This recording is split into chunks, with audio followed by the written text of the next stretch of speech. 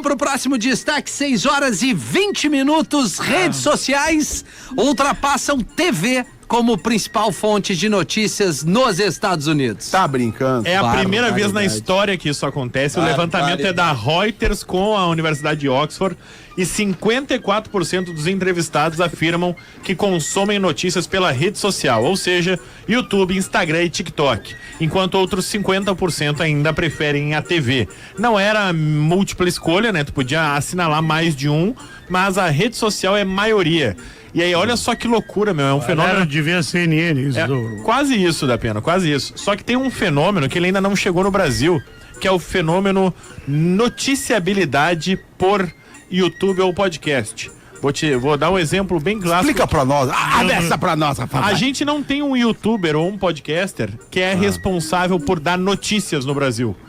Pelo menos não um que ocupe uma faixa interessante de tamanho a ponto de ser relevante de senso comum, tá? A gente tem muita gente dando opinião. A gente não tem tipo um Cazé TV da notícia. Isso, exatamente. Tá. Uma coisa, ou até uma pessoa, um figurão. Vou te dar um exemplo dos Estados Unidos, o Joe Rogan, tá?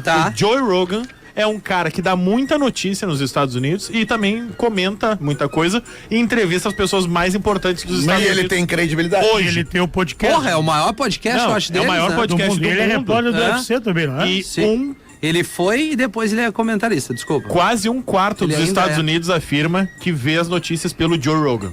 Então, tipo assim, ele é como se fosse o William Bonner dos Estados Unidos, guardadas as devidas proporções, sabe? Sim. Ele tá ultrapassando, como brincou da pena, a CNN, outros canais de notícia mais relevantes na história do jornalismo, pra as pessoas pararem pra assistir o programa do Joe Rogan pra ver o que é notícia e o que ele vai falar. O que me preocupa, me preocupa um pouco nessa questão aí, eu sou jornalista, o Rafa aqui na mesa também, né? Não sei se o Léo é jornalista. Sou jornalista, meu irmão.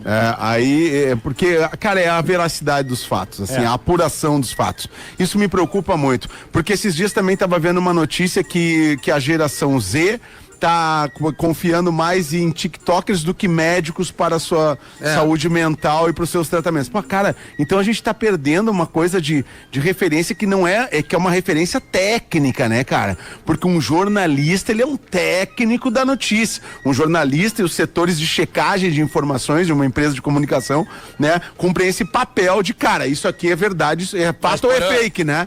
E a mesma coisa o médico. O médico é um cara que estudou para te dar um diagnóstico, te dar um medicamento. Um TikToker não. Porã, mas é que aí entra o seguinte, né, cara? As pessoas hoje, digamos assim, esse desmembramento do jornalismo, ele tá virado, como é tudo hoje em dia, são nichos, entendeu? Então tem o jornalismo que fala para tal público e para tal público. E a verdade hoje, para grande maioria do público, é a verdade que lhe interessa.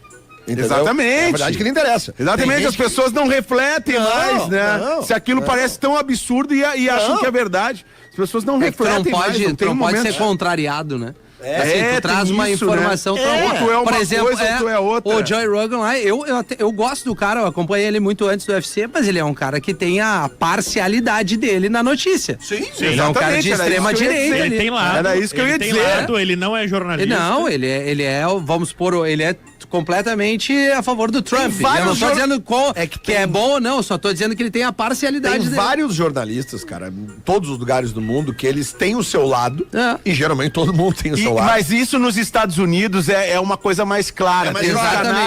Tem os canais de interesses de um lado ou de outro, de uma vertente democrata ou republicana.